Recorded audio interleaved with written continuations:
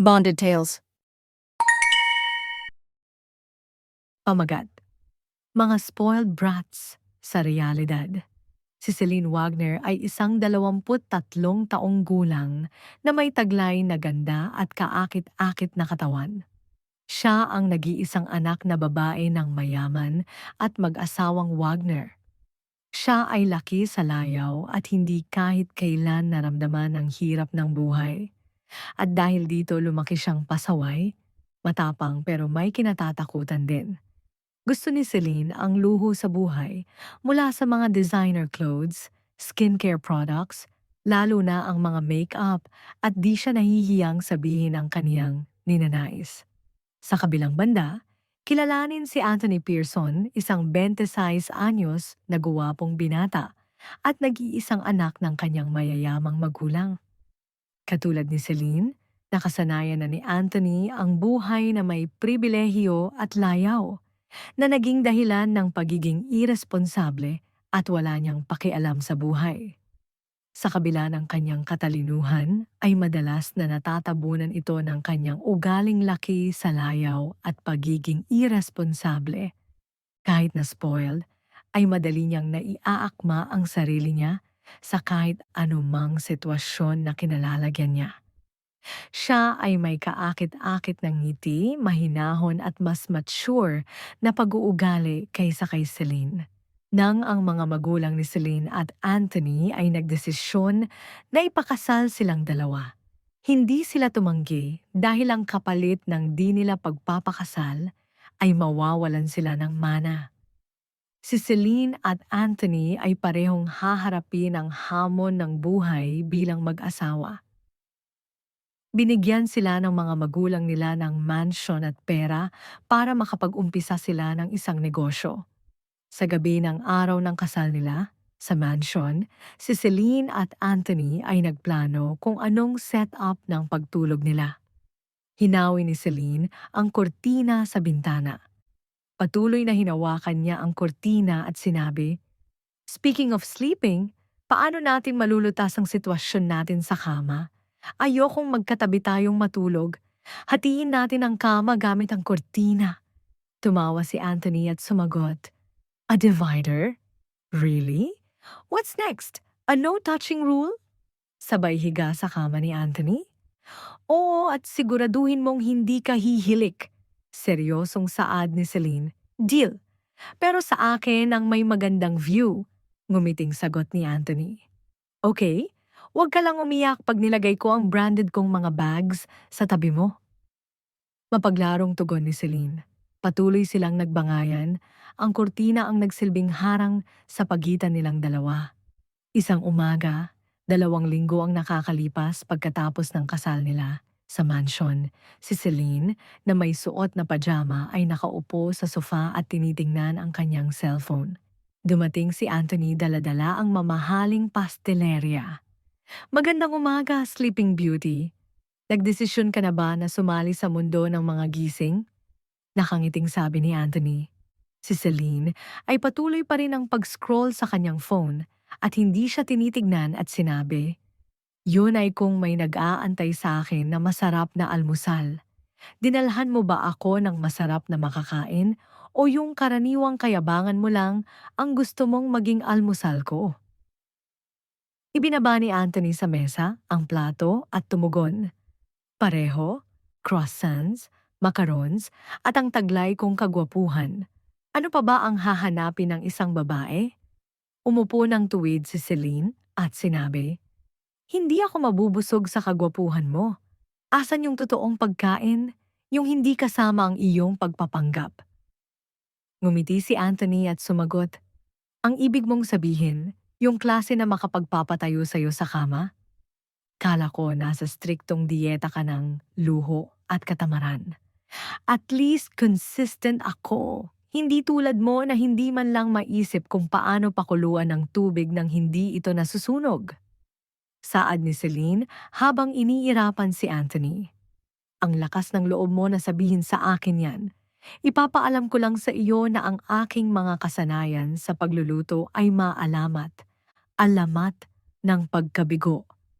Nang-aasar na sagot ni Anthony. Katulad ng kasal natin, di ba?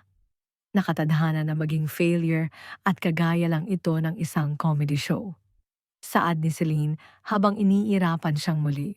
Pareho silang napatawa, ngunit ang kasiyahan ay agad napawi sapagkat naalala nila ang kanilang kalagayan. Alam mo, naniniwala ang ating mga magulang na ang ating buhay mag-asawa ay magtatagumpay. Napabuntong hiningang sagot ni Celine. Oo, talaga. Kumbinsido sila na tayo ang magiging perpektong power couple. Little do they know, we're just two spoiled brats playing house. Tugon ni Anthony habang sumandal sa kanyang upuan. O dalawang spoiled brats na isang shopping spree na lang ang layo mula sa pagkabangkarote. Nakangiting tugon ni Celine. Kaya ano ang plano? Hindi natin maaaring ipaalam sa kanila na paubos na ang pera dahil ginamit natin ito sa ating luho. Tumatangong sagot ni Anthony. Madali lang. Sasabihin natin sa kanila na namuhunan tayo sa ating negosyo habang nagpapahinga tayo dito. Hindi sila kailanman maghihinala kahit isang beses. May pilyang sabi ni Celine. At paano ang ating hapunan ngayong gabi? Magpapanggap pa ba tayong marunong magluto? Saad ni Anthony habang itinataas ang kanyang kilay. Tawagin natin itong culinary art at umorder muna. Hindi ko hahayaan na ang isang gawain tulad ng pagluluto ay sirain ang beauty sleep ko. Nakangiting saad ni Celine. Pareho silang nagtawanan at tila lalong naging magkasundo. Kahit alam na nila na papunta na sila sa pagkabangkarote ay pinili pa rin nilang bilhin ang kanilang mga luho. Pagkalipas ng 2 linggo ay tuluyan nang naubos ang natitirang pera ng mag-asawa at nabaon sila sa utang sa mga bangko. Sa sala ng mansion na palaging napupuno ng kasiyahan ay nabalot ng tensyon. Nakaupo si Celine sa sofa, tinatakpan niya ng kanyang kamay ang kanyang mukha habang umiiyak. Si Anthony naman ay naglalakad ng pabalik-balik habang punong-puno ng pagkadismaya ang kanyang isipan. Di ako makapaniwala na nangyayari ito. We're going to lose everything, everything I've ever known. I don't want to be poor. Umiiyak na, sabi ni Celine. Celine, hindi malulutas ng pag-iyak ang ating problema. Ginastos natin ang ating pera na ibinigay sa atin ng ating mga magulang sa ating mga luho. Saad ni Anthony habang sinuklay ang buhok niya sa pamamagitan ng kanyang kamay. Tumingin si Celine sa mukha ni Anthony. Di mo naiintindihan. Hindi ko kayang mabuhay nang wala ang mga luho ko. Kailangan ko mabili ang mga bawat bagay na gusto ko. Hindi ako pwedeng makita ng mga friends ko na mahirap ako. Pagtatawanan din ako ng mga kuya ko at mamaliitin dahil hindi ako nagtagumpay sa buhay.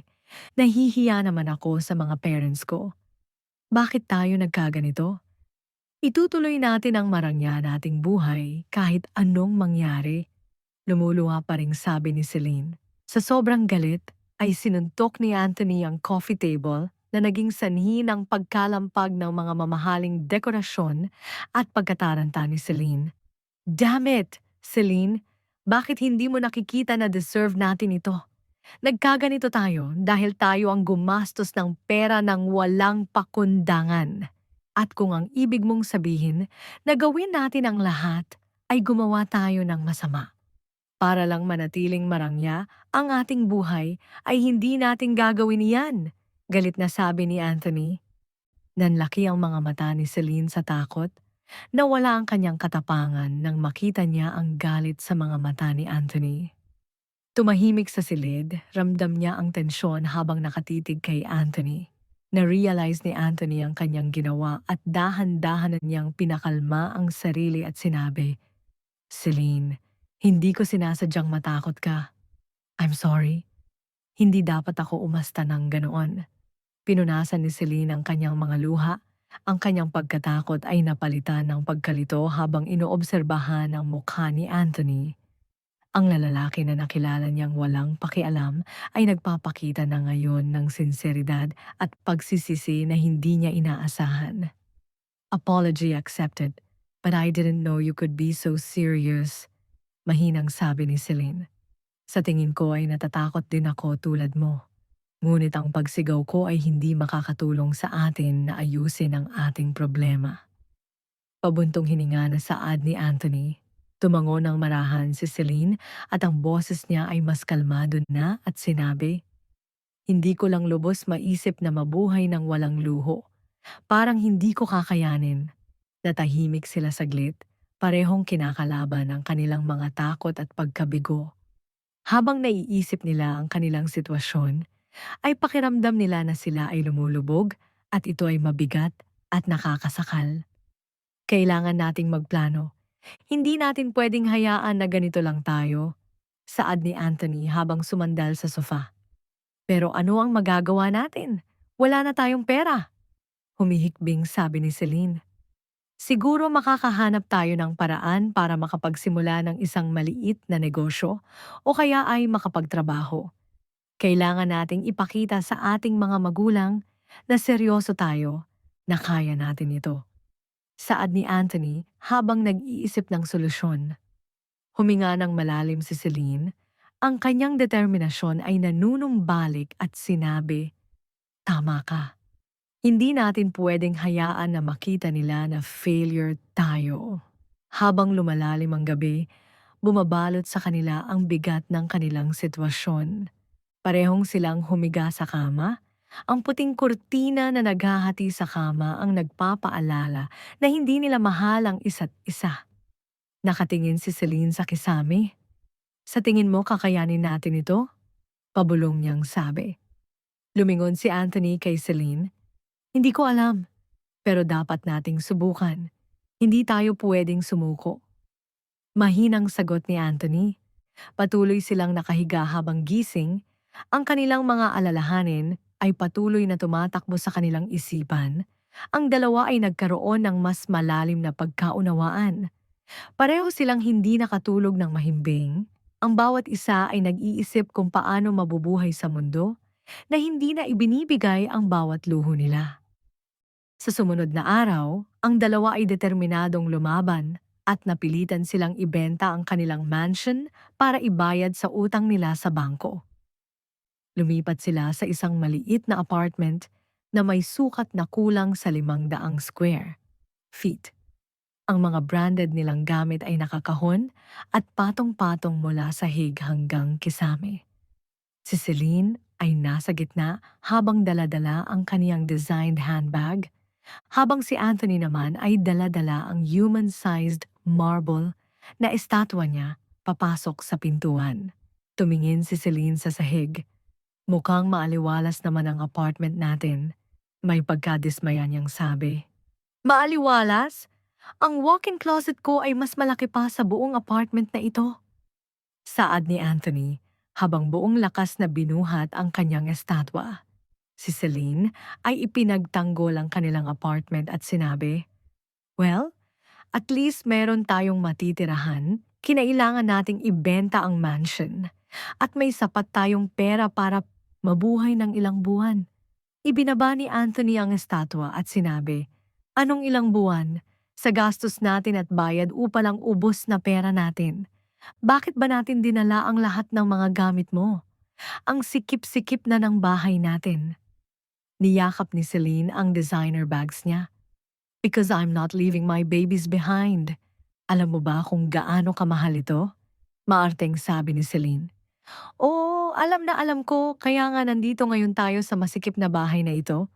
Pumasok sila sa kwarto, mayroon itong twin-size bed na napapaligiran ng tore-toreng kahon ng mga sapatos, designer luggage at crystal chandelier na nasa sahig.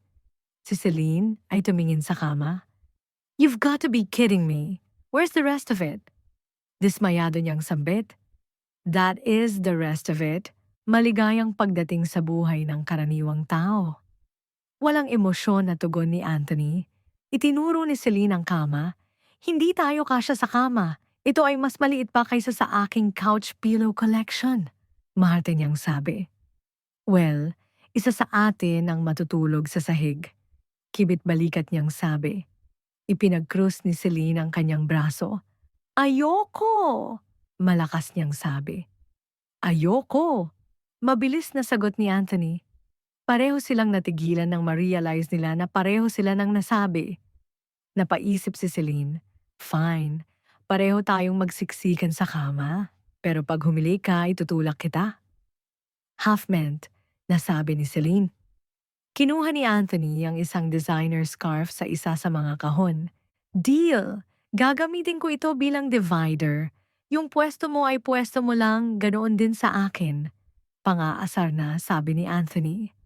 Kinilabutan si Celine, "Iyan ay limited edition scarf. Mas mahal pa yan kaysa sa buong apartment na ito." Malakas niyang sambit. Isinabit ni Anthony ang scarf sa gitna ng maliit na kama. "Kung ganoon, mas maganda talaga ito bilang ating divider." Nakangiti at nang aasar na sabi ni Anthony. Pareho silang humiga at nagsisiksikan sa kama. Magkadikit ang kanilang likod. Ang scarf ay nakasabit sa pagitan nilang dalawa at ang mga binti nila ay nakalawit sa gilid ng kama. Si Celine at Anthony ay hindi komportable sa pagkakahiga. "Hindi ako makahinga. Yung siko mo ay nasa aking tadyang." Pagrereklamo ni Celine. "Well, yung buhok mo ay nasa mukha ko. Bakit ang haba-haba nito?" Na-offend si Celine. "Excuse me, this is Brazilian silk extensions. They cost..." Hindi pa natatapos sa pagsasalita si Celine ay sumagot si Anthony. "Wala akong pakialam kung gaano ito kamahal, hindi na ako makahinga dahil sa buhok mo."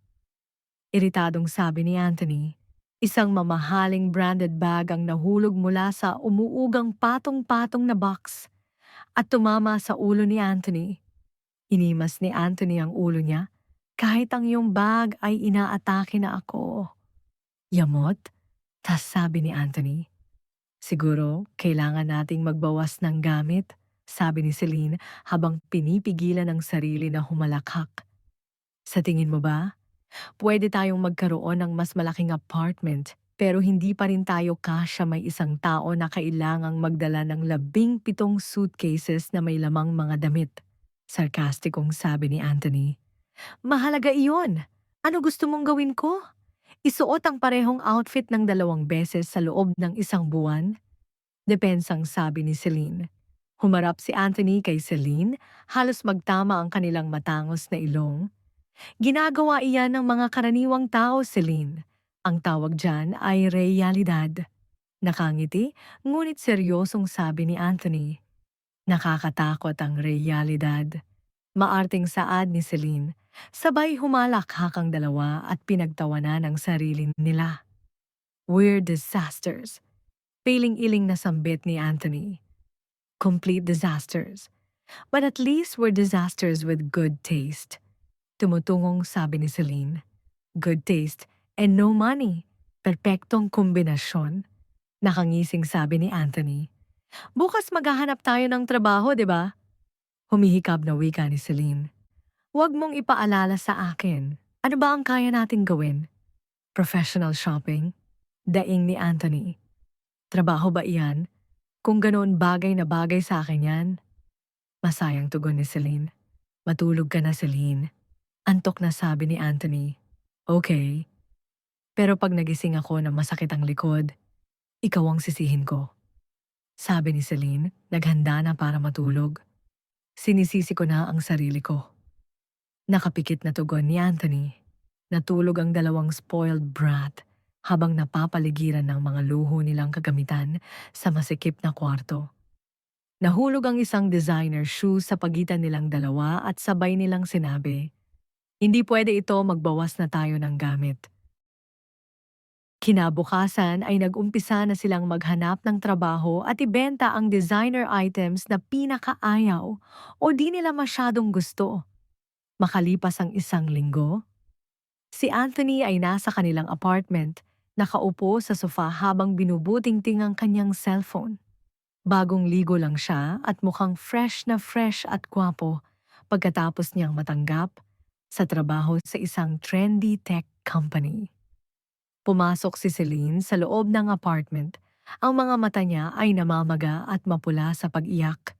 Madrama niyang inilatag ang katawan niya sa sofa. "Di ako makapaniwala, hindi!" Maarteng sabi ni Celine. "Anong nangyari? Nakahanap ka na ba ng trabaho? Tanong na may kasamang pag-alala ni Anthony. Oo, nakahanap ako ng trabaho. Pero natanggal agad ako sa unang araw pa lang.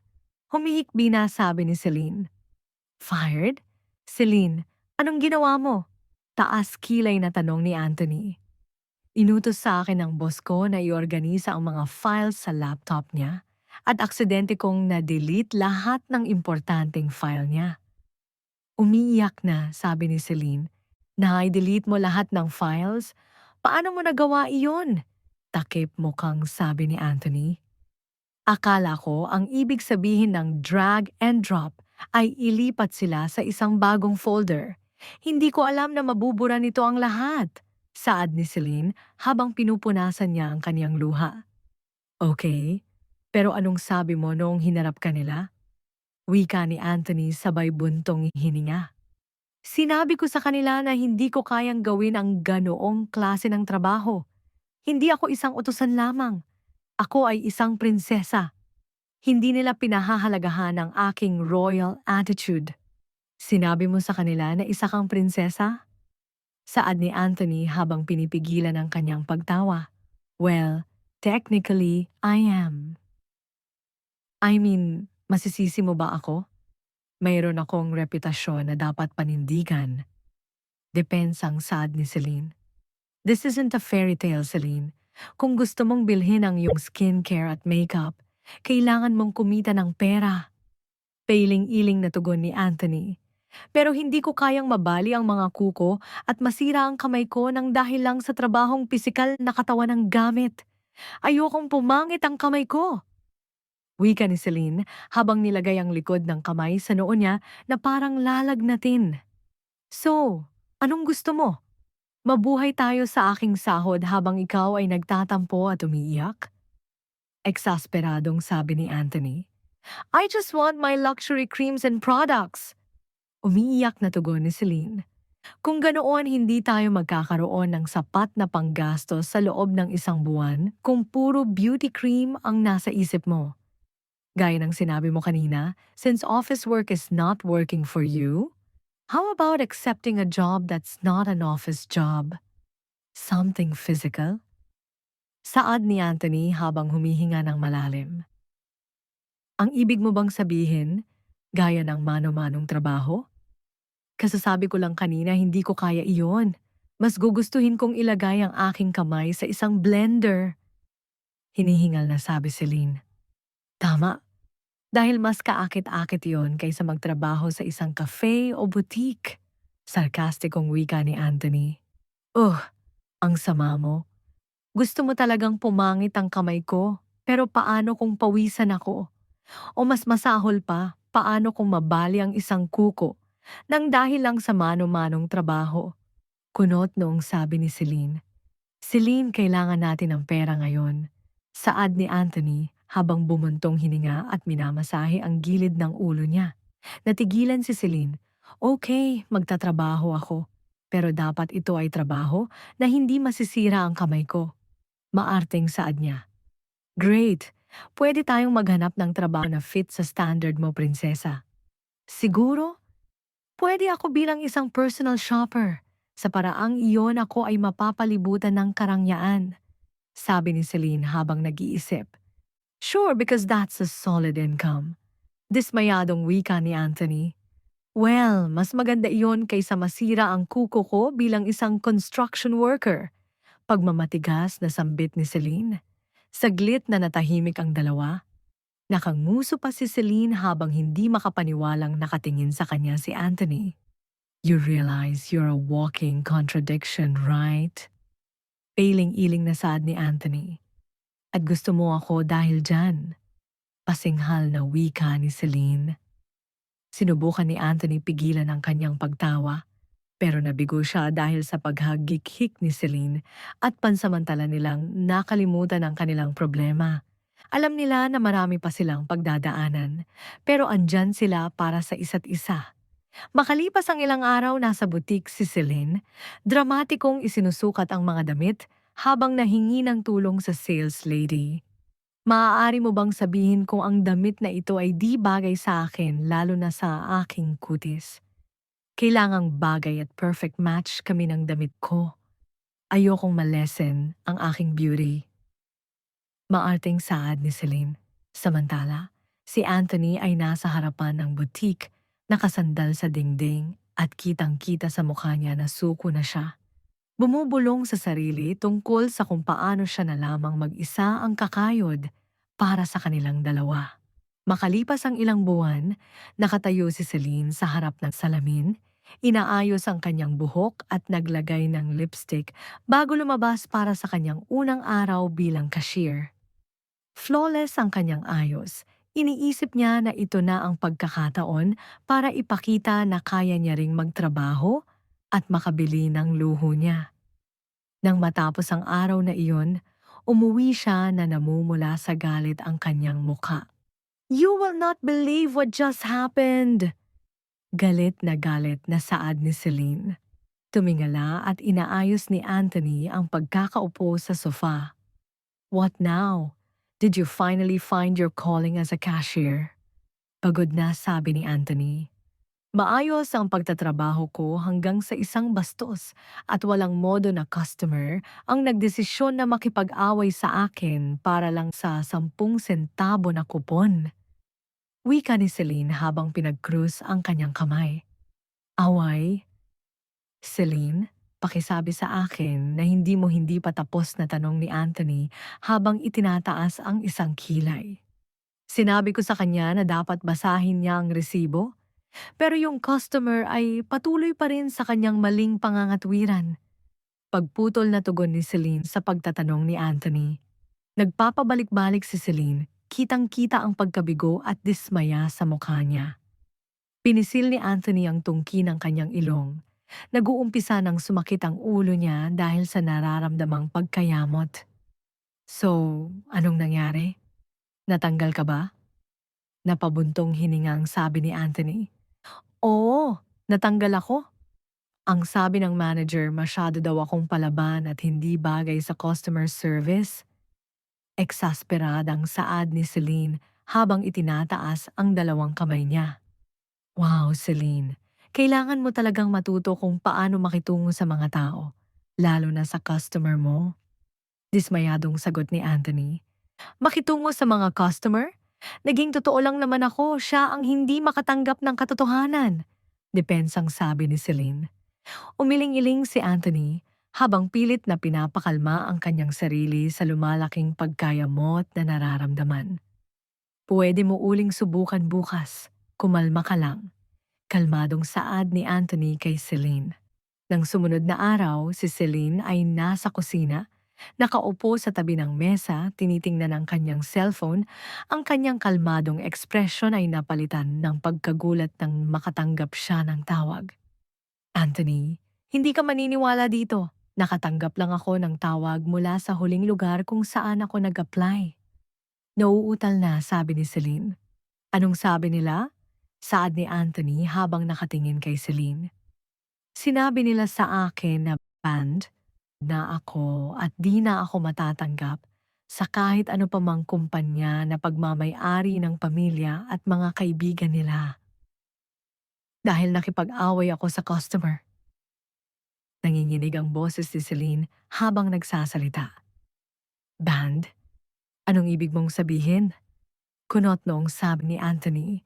"Yung customer na nakaaway ko ay galing sa isa sa pinakamaimpluwensyang pamilya sa syudad. Ayaw nila ng problema, kaya blacklisted na ako." Galit na sabi ni Celine. Napaluha si Celine sa sama ng loob. Tumayo si Anthony, kitang-kita sa kanyang mukha ang inis at di siya makapaniwala sa mga pangyayari. "Celine, grabe na ito. Hindi ka pwedeng basta-basta na lang makipag-away sa mga tao." Dismayadong saad ni Anthony. "Pero wala akong ginawang masama." Tugon ni Celine habang pinupunasan ang kanyang mga luha. "Naiintindihan kong ganoon ang nararamdaman mo, ngunit hindi na natin kayang maging mapili o palaaway," sabi ni Anthony habang sinusubukang maging kalmado. Iwinasiwas ni Celine ang kanyang kamay sa wala sa sobrang galit. "Ano na ngayon? Ibig sabihin lang nito nakatira lang ako sa bahay at walang ginagawa? Paano naman ang skincare ko? Yung makeup ko? Ang mga bagay na iyon ay mahalaga sa akin. Pasigaw na sabi ni Celine. Kailangan nating maging responsable, Celine. Mayroon tayong mga bayarin na babayaran at hindi ko kayang ipagpatuloy ang bayarin para sa iyong mga luho. Galit na sabi ni Anthony. So, hahayaan mo na lang akong maghirap? You're such a cheapskate. Nasasaktang saad ni Celine. I'm not a cheapskate, Celine. I'm trying to be mature about our situation. Galit na tugon ni Anthony. Ang galit na ekspresyon ni Celine ay napalitan pang hihinanakit. Nang maisip niya ang bigat ng kanilang sitwasyon, huminga ng malalim si Anthony, ang galit niya ay nanatili. Look, I'll get us through this. Just stay home and let me handle the finances. I'll do my best to provide. Mahinahong sabi ni Anthony. Pero paano ang mga gusto ko? Sagot ni Celine habang nangagatal ang boses. Kailangan mong maunawaan sa ngayon na kailangan nating ituon ang ating atensyon sa kung ano ang talagang mahalaga. Saad ni Anthony habang lumilingon pa iwas kay Celine. Umalis si Anthony sa kwarto na iwan si Celine na nakatayo. Pakiramdam niya na siya ay isang talunan. Umupo siya sa isang upuan. Isinubsob ang mukha sa kanyang mga kamay. Hirap siyang tanggapin ang kanilang sinapit. Hindi ko akalain na aabot sa ganito. Bulong ni Celine sa sarili. Naisip ni Celine na ang buhay na kinalakihan niya ay wala na at kailangan niyang harapin ang sakit ng totoong buhay. Si Celine ay umupo ng maayos sa sofa. Ramdam niya ang bigat ng kanyang kabiguan sa buhay. Blanko siyang nakatingin sa dingding, nalulula sa kanyang mga iniisip. Inaasahan ng kanyang mga magulang ang kanyang mga tagumpay. At naikumpara niya ang sariling kapalaran sa tagumpay ng kanyang mga kapatid. Isang malalim na buntong hininga ang kumawala sa kanyang mga labi nang magsimula niyang kausapin ang sarili. I've crossed the red line, haven't I?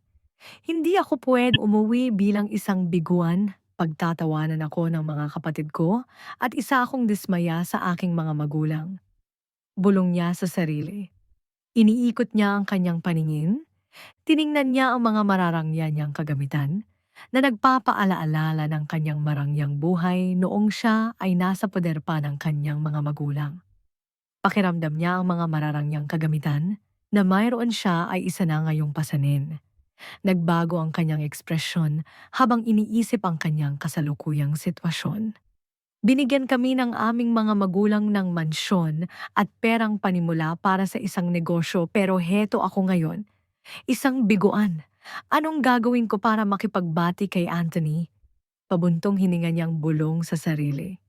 Biglang may pumasok na ideya sa kanyang isipan at isang mapaglarong ngiti ang sumilay sa kanyang mukha. Well, lalaki ang asawa ko and I am a stunning lady. Oras na para gamitin ang kagandahan ko. Nakangiti at pilya niyang sabi sa sarili.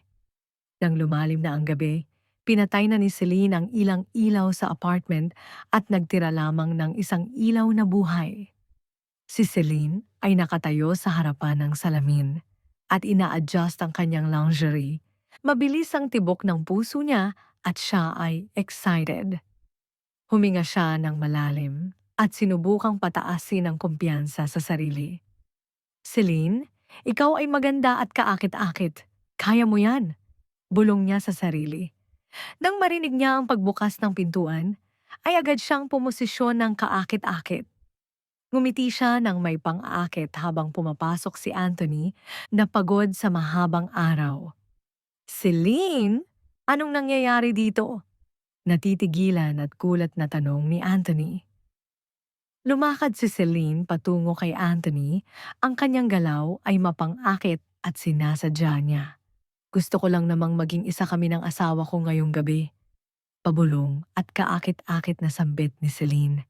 Na bago pa makasagot si Anthony, idinikit ni Celine ang katawan niya kay Anthony at hinalikan siya ni Celine ng dahan-dahan sa kanyang bibig.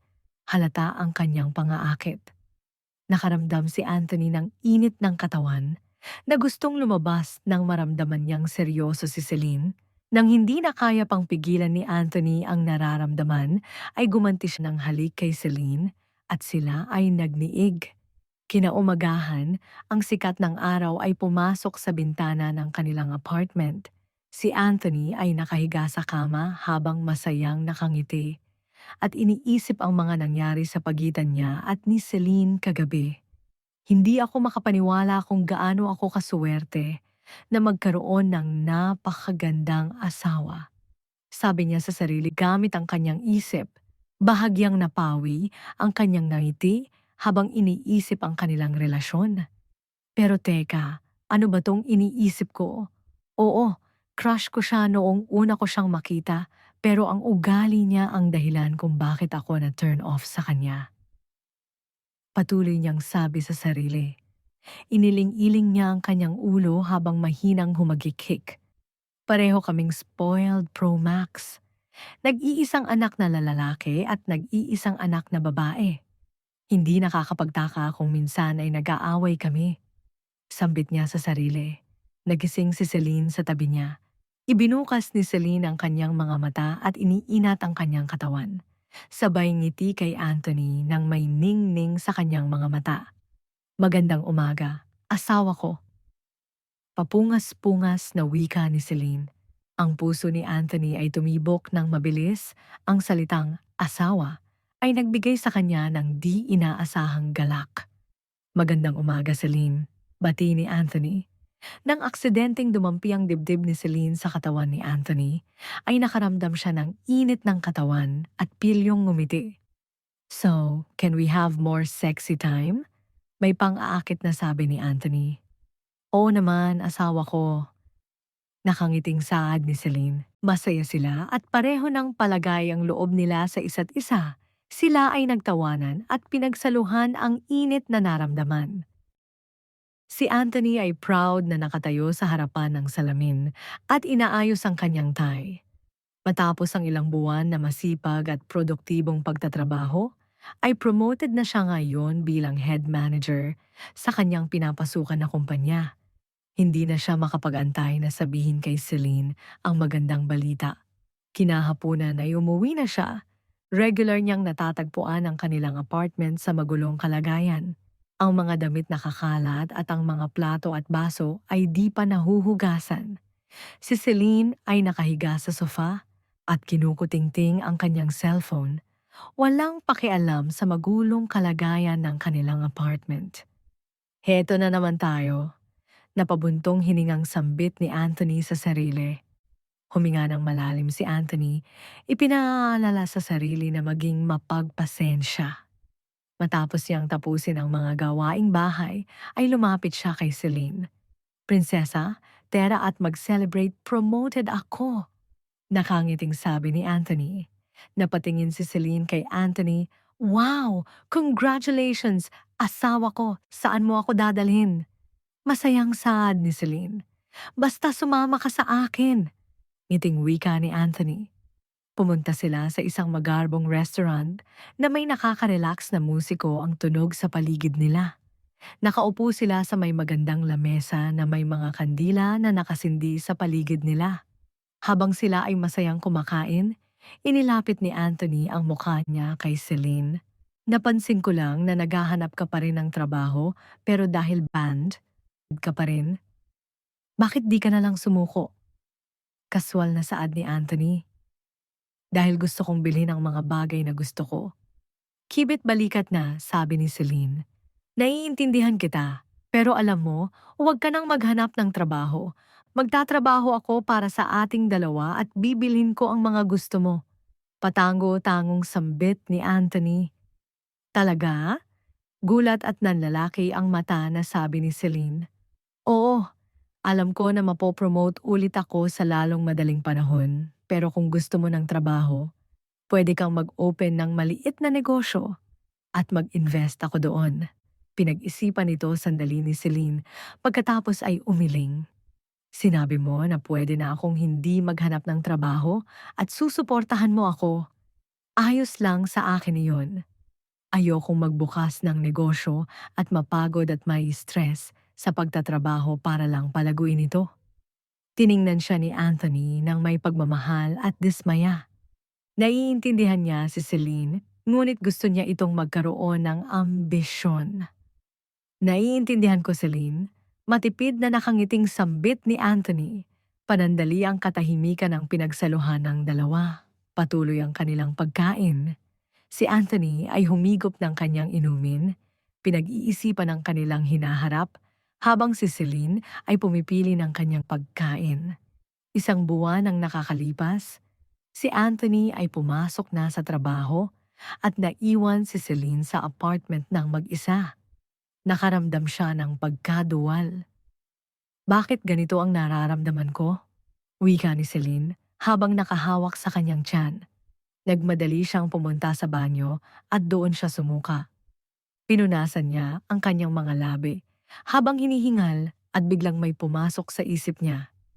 Teka, di dumating ang period ko, buntis ba ako? Sambit ni Celine sa sarili habang nanlalaki ang mga mata niya. Takot at pananabik ang kanyang nararamdaman habang kinukuha niya ang kanyang phone at pumunta sa hospital. Sa hospital, examination room, siya ay nag-aantay nang dumating ang doktor ng nakangiti. Congratulations, Mrs. Pearson, isang buwan ka ng buntis. Masayang sabi ng doktor. Bumilis ang tibok ng puso ni Celine, magkahalong gulat at kasiyahan ang kanyang nararamdaman.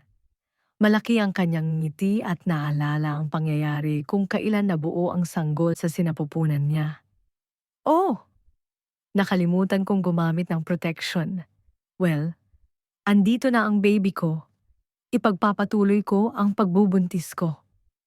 Bulong ni Celine sa sarili. Pinasalamatan ni Celine ang doktor at umalis na ng hospital. Habang siya ay naglalakad pa uwi, ngayon palang tumitimo sa isip ni Celine na siya ay nagdadalang tao. Nilagay niya ang kanyang kamay sa impis niyang tiyan at nakaramdam siya ng masidhing pagmamahal para sa anak niya. Huwag kang mag-alala, anak, nandito si mommy. Kahit malaki na ang tiyan ko at di na ako gusto ng tatay mo, ay aalagaan pa rin kita. Malambing na saad ni Celine. Nakadama si Celine ng pagkatakot nang maisip niya ang mga pagbabago sa katawan dala ng pagbubuntis. Paano kung pumangit ako at iwan ako ni Anthony? Takot na bulong ni Celine sa sarili. Tumayo si Celine ng tuwid at naging determinado na kontrolin ang kanyang hinaharap kasama ang sanggol na dinadala niya. Kailangan kong tumayo sa sarili kong mga paa para protektahan ang baby ko. Hindi ako pwedeng umasa lang kay Anthony. Desididong saad ni Celine. Nag-umpisa na siyang gumawa ng plano at ang kanyang isip ay punong-puno ng ideya. Sasabihin ko sa asawa ko na mag-invest sa negosyo na gusto kong buksan. Hindi ko pwedeng sabihin na buntis ako. Baka pigilan niya akong magtrabaho. Nag-iisip niyang saad sa sarili. Kinagabihan, bumukas ang pintuan sa apartment at pagod ngunit masayang pumasok si Anthony. Nag-aantay si Celine sa kanya at masaya siyang tiningnan. Asawa ko, malambing na sabi ni Celine. Ano yon, love? Nakangiting sabi ni Anthony. Napapikit-pikit si Celine sa gulat. Ang puso niya ay tumibok ng mabilis nang tumimo sa isip niya ang sinabi ni Anthony. Mahal mo ba talaga ako? Kailan pa? Di makapaniwalang saad ni Celine. Oo, mahal kita. Na-realize ko ito ilang buwan lang ang nakalilipas. Pero ngayon lang ako nagkaroon ng tapang sabihin sa'yo. Tumatangong sabi ni Anthony. Isang malaking ngingiti ang gumuhit sa mukha ni Celine. Mahal din kita. Masayang sambit ni Celine. Hinila siya ni Anthony at niyakap. Binalot siya nito ng kanyang pagmamahal. So, ano nga pala ang gusto mong sabihin sa akin? Saad ni Anthony habang humiwalay ng kaunti kay Celine. Huminga ng malalim si Celine. Gusto kong magbukas ng isang negosyo at pwede bang mag-invest ka para doon? Wika ni Celine. Sige, mahal ko. Masaya at walang pagdadalawang isip na sabi ni Anthony. Maraming salamat, asawa ko. Tuwang-tuwa na saad ni Celine. Malambing na hinalikan ni Celine si Anthony, ang bilis ng tibok ng puso niya. Ngunit nagdadalawang isip siya kung sasabihin niya ba na buntis siya o hindi kay Anthony Sa takot na pigilan siya nitong magtrabaho at gawin ang kabubuo niya palang na pangarap, takot din siya na iwan ni Anthony.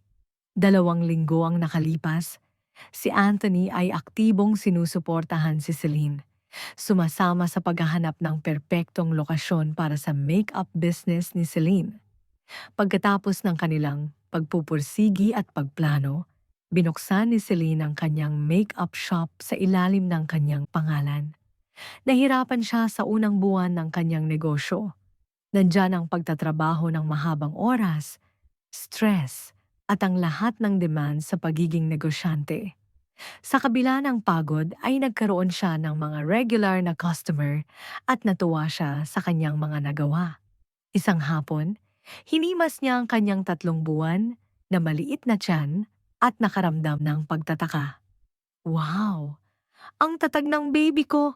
Salamat anak! Hindi mo ako binigyan ng problema habang ako ay nasa matinding stress. Bulong ni Celine sa sarili at sanggol niya. Nang tingnan niya ang reflection niya sa salamin, ay nagkaroon siya ng determinasyon. Ngayon na stable na ang negosyo ko, sa tingin ko ay oras na para sabihin ko sa iyong daddy ang tungkol sa iyo. Kung hindi kanya gusto, ay pipiliin kita kaysa sa kanya. Kung di na niya ako mamahalin, ay isa itong kabawasan sa kanya. Kinagabihan, isinara na niya ang kanyang shop at dumiretso sa malapit na restaurant at binili ang mga paboritong pagkain ni Anthony. Iniisip ang sorpresa na ihahanda niya para sa kanya. Pag-uwi niya ay nagsabit siya ng sign na nagsasabing "Welcome home, Daddy!" Sa may dingding katapat ng pintuan papasok ng apartment. Sinigurado niya na mababasa ito ni Anthony pagpasok pa lang niya. Nang matapos na niya ang paghahanda ay matiyaga niyang inantay si Anthony. Nang pumasok si Anthony sa pintuan ay nanlaki ang mga mata niya sa gulat nang makita niya ang sign. Ngumiti siya at napahagikik ng mahina. Ramdam niya ang tuwa. Ano ito? Saad niya habang tumatawa ng mahina. Lumakad pa siya papalapit kay Celine, ang puso niya ay nagagalak sa tuwa dahil sa ginawa ni Celine. Umupo siya habang nakangiti pa rin, hinawakan niya ang 2 kamay ni Celine. Tumingin siya sa mga mata ni Celine. Kailan pa at paano mo nadiskubre na ikaw ay buntis? Malambing na sambit niya kay Celine. Kinabahan si Celine at napalunok, huminga siya ng malalim. 2 buwan na ang nakakaraan. Nakaramdam ako ng pagduduwal sa umaga at napansin ko na di dumating ang period ko. Kaya pumunta na ako sa doktor. Kinumpirma niya na 1 buwan na akong buntis. Kabadong saad ni Celine. Ang gulat at pananabik na ekspresyon ni Anthony ay napalitan ng pag-aalala. Bakit hindi mo sinabi sa akin agad? Kuno noong tanong ni Anthony. Please, huwag kang magalit. Natakot ako na baka iwan mo ako pag pangit na ako at malaki na ang tiyan ko. Nagdesisyon ako na tumayo sa aking 2 mga paa at magtayo ng make-up business bago ko sabihin sa'yo. Naisip ko, kung sakaling hindi mo tanggap ang ating anak at di mo na ako mahal, di na ako matatakot na iwan mo kami dahil kaya ko ng buhayin ang sarili ko at ang ating anak. Nag-aalangan na sabi ni Celine. Tumungo si Celine, mabilis ang tibok ng kanyang puso habang hinihintay ang sagot ni Anthony. Pakiusap, huwag kang magalit, mahinang sabi ni Celine. Natigilan si Anthony, iniisip ang mga sinabi ni Celine, tapos ay umiling-iling, ngumiti siya. Hindi ako galit. Kung ito ay dahil sa gusto mong suportahan at protektahan ang sarili mo, hindi ako magagalit. Mahal kita at ang ating anak. Marahan at buong pagmamahal na sabi ni Anthony. Naging masaya si Celine, gumaan ang pakiramdam niya sa mga sinabi ni Anthony. Masaya ako at di ako nagsising ikaw ang pinili at minahal ko. Masayang wika ni Celine. Niyakap ni Celine si Anthony. Gumaan ang pakiramdam niya. Ipinagdiwang nilang dalawa ang pagbubuntis ni Celine. Makalipas ang 6 na buwan at si Celine ay handa ng magsilang. Siya ay nasa delivery room, nakahiga sa hospital bed, humihinga ng malalim, napapaligiran ng mga nurse, doktor at ni Anthony. Damang-dama ni Celine ang paghilab ng kanyang tiyan. Ah! Ang sakit! Ang sakit at hirap manganak, sabi ni Celine habang namamaluktot sa sakit. Mahal, kaya mo yan. Hinga ng malalim. Saad ni Anthony habang hawak-hawak ang kamay ni Celine. Sige, Mrs. Pearson, kaya mo yan. Itulak mo ang sanggol ngayon na. Pagtuturo at pagpapalakas ng loob ng doktor kay Celine. Tiimbagang itinutulak ni Celine ang sanggol palabas ng kanyang sinapupunan ng buo niyang lakas. Aha! Sigaw ni Celine. Magaling! Ituloy mo lang nakikita ko na ang ulo ng sanggol. Pagod na si Celine at hingal na hingal, pero pilit pa rin niya na itinutulak ang bata palabas. Ah! Pulang-pula na saad ni Celine. Pawisan at pagod, sa wakas ay narinig ni Celine ang matamis na tunog ng pag-iyak ng kanyang sanggol. Nakaramdam siya ng ginhawa habang dahan-dahang ipinatong ng doktor ang bagong silang sa kanyang dibdib. Mr. at Mrs. Pearson, narito ang iyong sanggol na lalaki. Nakangiting sambit ng doktor. Umaliwalas ang mukha ni Celine habang nakatingin sa maliit na sanggol. Anthony, ang baby natin, ang gwapo niya, kamukha mo. Maligaya at maluluhang sabi ni Celine. Mas mabuting huwag natin siyang ispoil ng todo. Tuwang-tuwa na sabi ni Anthony. Tumawa si Celine na wala ang tensyon na naramdaman niya kanina. At pareho silang nagkatinginan, inaalala kung gaano sila na-spoiled ng mga magulang nila habang sila ay lumalaki. Well, nasa genes natin ang pagiging spoiled at mang-spoiled, 'di ba? Mapaglarong saad ni Celine. Totoo, ngunit maaari nating huwag siyang hayaang ma-spoil hanggang sa matuto siyang maglakad o magsalita o humingi ng tuta. Natatawang saad ni Anthony. Naku, talagang makakatulong ang isang tuta para lalo siyang ma-spoiled. Hagikik ni Celine. 3 taon na ang nakakalipas. Ang sinag ng araw ang nagbibigay liwanag sa bahay ng mga Pearson. Ang tiyan ni Celine ay malaking muli. Tanda ng nalalapit niyang pagsilang sa pangalawa nilang anak. Nasa tabi niya si Anthony at yakap-yakap siya habang sila ay nakikipaglaro sa kanilang panganay na anak, na ngayon ay 3 taon na. Masayang masaya sila. Si Celine ay tumingin kay Anthony, ang puso niya ay ipinagmamalaki ng husto si Anthony dahil ang layo na ng narating nito. Mula sa pagiging tauhan sa isang kumpanya, naging head manager at nung naging COO na siya ay nabalitaan yon ng kanyang mga magulang at ginawa siyang CEO ng kumpanya ng mga magulang niya. Hindi ko akalain na magiging maayos pa din ang ating buhay sa kabila ng nangyari sa atin nitong mga nakaraang taon. Akala ko talaga tayo ay mananatiling bigo at mahirap.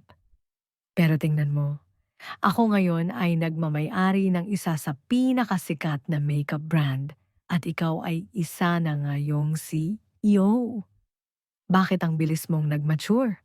Kara-kara pagkaubos ng pera natin, nag-isip ka na agad ng paraan para makaahon tayo sa kapalpakang ginawa natin. Talagang hataw ka sa pag-produce ng produktibong ideya para sa kumpanya na pinagtrabahuhan mo. Nakangiting saad ni Celine. Dahil, kailangan Celine, di mo lang siguro napapansin noon na mas mature akong mag-isip kaysa sayo. Noong naubos ang pera na pagtanto ko na isa akong hangal at kailangan ko nang ayusin ang buhay ko, bawal na ang buhay spoiled dahil kahit gaano pa kalaki ang pera mo, mauubos at mauubos ito. Seryosong sagot ni Anthony. Humagik-hik si Celine habang pinapanood ang anak nila na hinahabol ang kanyang bola. Si Anthony ay lumuhod at tinulungan ang anak nila na makuha ito. Pareho silang mas nag-mature at may malalim na silang pag-uunawaan sa pagitan nila at natuto na sila sa kanilang nakaraan. Natatandaan mo ba noong sobra tayong nag-aalala kung paano magiging mabuting magulang? Mapaglarong saad ni Celine. Oo naman, takot na takot ako na baka ma-spoil ko ang anak natin ng gaya ng sa akin. Sagot ni Anthony habang tumatango. At tingnan mo tayo ngayon. Napakabait at masunuri ng panganay natin, maayos natin siyang napalaki kahit napaparating na ang ating baby girl. Nakangiting sambit ni Celine habang hinihimas ang tiyan niya. Nagpalitan sila ng matatamis na tingin at alam nila na kahit anong mangyari ay magkasama nilang haharapin ang mga pagsubok ng buhay. Wakas! Dito na nagtatapos ang ating kwento. Maraming salamat sa inyong pakikinig. Sa ngayon ay may siyam ng subscriber ang channel na ito. Sana po ay patuloy niyong suportahan ang Bonded Tales channel sa pamamagitan ng pag-subscribe, like o share. Hanggang sa muli, dito lamang po sa Bonded Tales.